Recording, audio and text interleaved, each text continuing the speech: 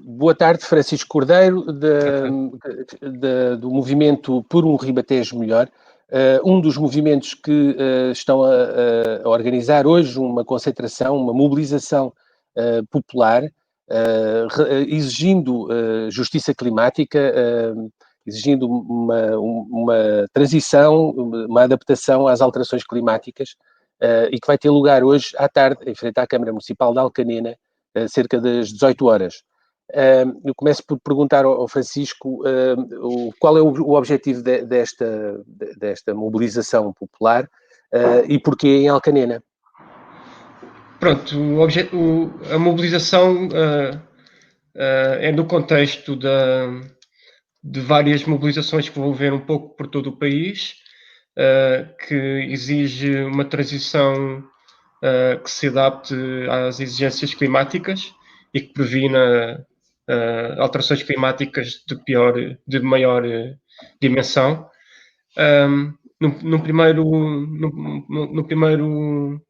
No início nós pensávamos fazer em Santarém, mas devido aos problemas que existem em Alcanena, de poluição atmosférica e também de poluição do rio Alviela, nós achámos que seria um bom sítio para fazer esta mobilização. Também com a participação do movimento SOS Alcanena, tem lutado muito nos últimos tempos para tentar mudar as coisas lá. Esta organização está relacionada com os protestos que foram iniciados pela sueca Greta Thunberg e que, entretanto, os estudantes de todo o mundo se mobilizaram ao longo dos últimos meses, do último ano. Agora já não só são os estudantes, agora são os movimentos populares, são as organizações de cidadãos que se associam e hoje, esta sexta-feira, integra-se também nesse movimento. Exatamente. A Greta Thunberg realmente foi um símbolo por causa das greves estudantis que iniciou, mas já há muito tempo que há ativistas pelo ambiente e ativistas sociais que chamam a atenção destes problemas.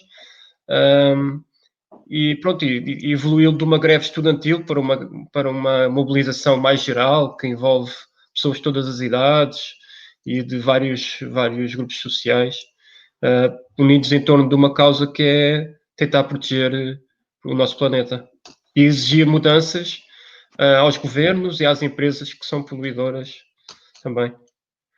Isto é uma causa global, às vezes tão global nós nem nos apercebemos. As alterações climáticas chegam a todo lado, as pessoas julgam que é uma questão que se vê na televisão, mas isto é uma coisa que nos afeta a todos aqui no Ribatejo. Certamente que não vamos escapar e essas alterações também se verificam. Por outro lado, a justiça, esta justiça ambiental que se exige, tem especial interesse, especial atenção em algumas zonas aqui do distrito, como é o caso de Alcanena, depois da poluição do rio, também do rio Alviela, mas também a poluição atmosférica que afeta a população de Alcanena, ou até para o norte, mais ao norte do distrito, a Ribeira da Boa Água, em Torres Novas, uma série de situações que isto está tudo ligado de alguma forma, não é? E as consequências das alterações climáticas nós já vimos a sentir há algum tempo e também por não termos tomado as devidas precauções. Por exemplo, os incêndios e o aumento dos incêndios tem a ver com o aumento da temperatura que se registra. E pronto, está tudo ligado com... E agrava a dimensão dos incêndios e destes fenómenos extremos, não é? Exatamente. E depois nós vivemos numa região em que as indústrias poluidoras realmente existem em grande número, não é? Nós temos estão identificados vários focos de poluição ao longo da bacia hidrográfica do Rio Tejo.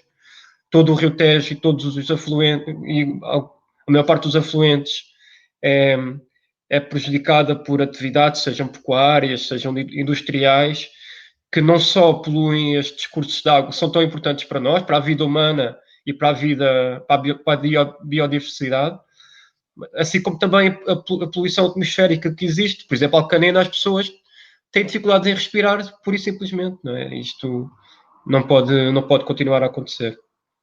na Até nossa pela visão. saúde, até se coloca aqui a questão da saúde pública, a saúde das Claro. populações, vê-se as pessoas a queixarem-se, sofrem de problemas de saúde devido à poluição atmosférica. É um caso bem concreto. Vocês esperam que haja uma boa adesão a esta mobilização, a este protesto hoje em Alcanena, às 18 horas? Nós esperamos sempre o melhor. Sabemos que a Covid não entusiasma especialmente as pessoas a sair de casa, até porque existem pessoas que são de risco, são consideradas de risco e podem sentir-se não motivadas a sair de casa, não é? A grandes ajuntamentos. Mas esperamos que a população esteja connosco e que De qualquer maneira, perceba o porquê de estarmos ali e de lutarmos por uma justiça climática. de qualquer maneira, há cuidados que se têm nestas concentrações, não é propriamente um ajuntamento. Recomenda-se o uso de máscara, Certo. há algum afastamento, não é? Como é que vai ser Sim, esta organização? não vai ser a primeira vez que fazemos que organizamos uma manifestação ou uma mobilização desde que há Covid. Pedimos sempre às pessoas para usarem máscara durante o protesto, para manter o distanciamento social e assim vai tudo correr bem, de certeza. Nós temos as devidas autorizações tanto da GNR como da Câmara, também explicámos o que é que íamos fazer, pronto. De alguma forma, os vossos objetivos passam por sensibilizar a própria opinião pública, as pessoas que vão passar e que vos vão ver, e também as autoridades, a Câmara Municipal, as associações de industriais. É esse o vosso objetivo? Certo, é assim, nós, na nossa visão, é por inação da Câmara de Alcanena e é também por responsabilidade, principalmente por responsabilidade direta das empresas poluentes que este caso em Alcanena acontece em concreto. As alterações climáticas como um todo também têm os seus responsáveis, que é uma elite económica que utiliza os recursos naturais a seu bel prazer, como se fossem inesgotáveis, e que faz com que haja esta ruptura, não é? Do planeta não consegue aguentar tudo. Então, na consequência desta leitura que temos, também achamos que a Câmara, os governos, as empresas, são elas principalmente que têm que fazer algo para travar estes atentados ambientais que estamos a assistir. Porque estamos a falar da saúde humana, estamos a falar do futuro da civilização e da humanidade, porque sem planeta não há vida humana nem vida de qualquer espécie que aguente, não é? Por vezes somos confrontados, e eu recebo aqui no Mais Ribatejos, tenho recebido aqui algumas mensagens em que as coisas são colocadas, estes problemas são colocados de uma maneira preto e branco. Recebi agora aqui um artigo de uma pessoa de Alcanena que acusava a Câmara Municipal de estar a provocar a ruína das indústrias locais, porque aparentemente estará a impor restrições nos efluentes que são levados para a ETAR, porque a ETAR penso que está relacionada com o funcionamento da ETAR, está relacionado com os maus cheiros em Alcanena. Aparentemente os efluentes vão com tão má qualidade que nem a ETAR consegue tratar aquilo. E então a Câmara aparentemente estará a tentar condicionar os volumes de efluentes que estão para a ETAR, mas da parte das empresas, das indústrias, está a haver ali alguma, chantagem a dizer que isto vai provocar a ruína e o desemprego em massa da população de Alcanena, que será lançada para o emprego se as indústrias não puderem elaborar. Estas questões não podem ser colocadas assim a preto e branco. A saúde das pessoas está primeiro, elas se não tiverem saúde não podem trabalhar, não é? E há formas de resolver isto, não é o encerramento das indústrias que está em causa, quando se luta pela justiça climática, quando se luta por haver cuidados ambientais. Qual Sim, é? o movimento Salvar o Clima tem um manifesto que é muito claro em relação a isso. Nós pedimos uma transição das atividades económicas para atividades que sejam mais limpas tenham menos impacto ambiental. No caso concreto da Alcanena, eu tenho falado ultimamente com alguns dos responsáveis do movimento SOS Alcanena, e eles dizem que há imenso tempo que falam com a Câmara de Alcanena a dizer que é preciso mais atividades económicas, de diversificar a atividade económica para que não fique totalmente dependente desta indústria poluidora. Por isso a Câmara já tem conhecimento disto há algum tempo, já poderia ter feito algo a nível de investimento para atrair outras atividades, para as pessoas terem outras profissões, os próprios empresários, com o dinheiro que têm com lucro relativo à atividade, têm possibilidade de investir noutros negócios, noutras atividades para continuar a economia. Agora, a nossa leitura é que a maximização do lucro não justifica que se destrua o planeta, que se ponha vidas em causa, que se ponha a saúde pública em causa. E cada vez mais estamos a chegar a um ponto em que se torna tudo insustentável.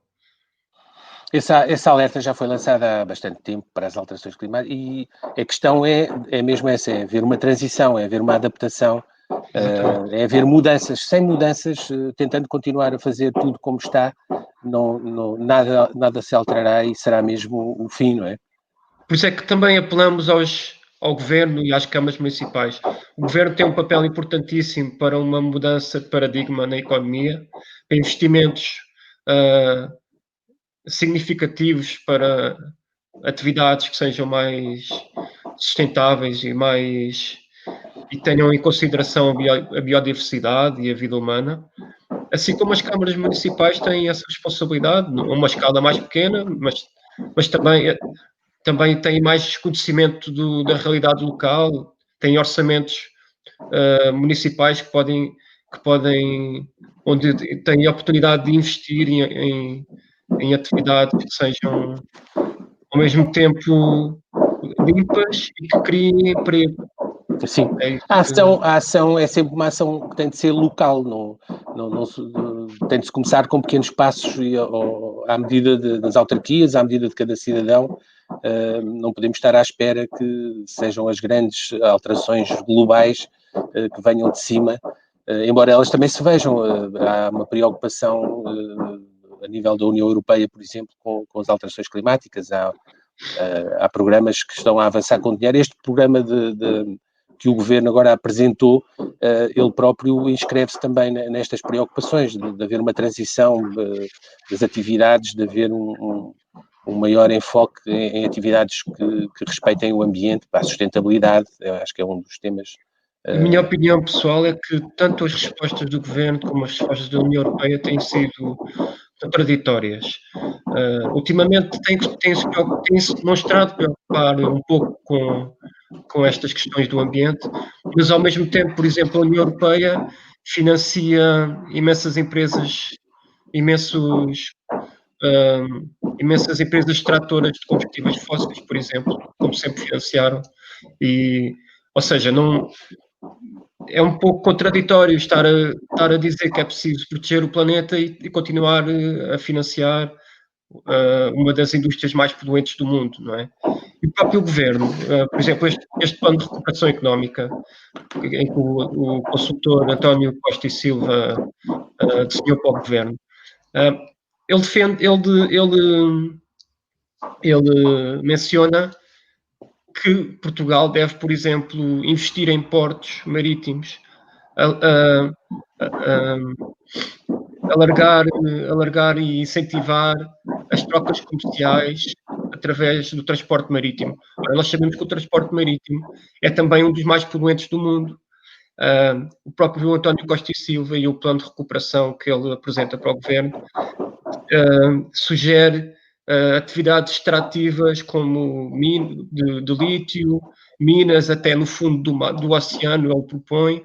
Por isso, nós consideramos que há muitas falhas nesse plano de recuperação do governo e a atividade da União Europeia também não tem sido totalmente coerente.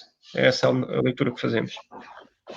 Ok, resta-me agradecer Francisco Cordeiro, por um Ribatejo Melhor, que organiza hoje à tarde uma concentração em Alcanena,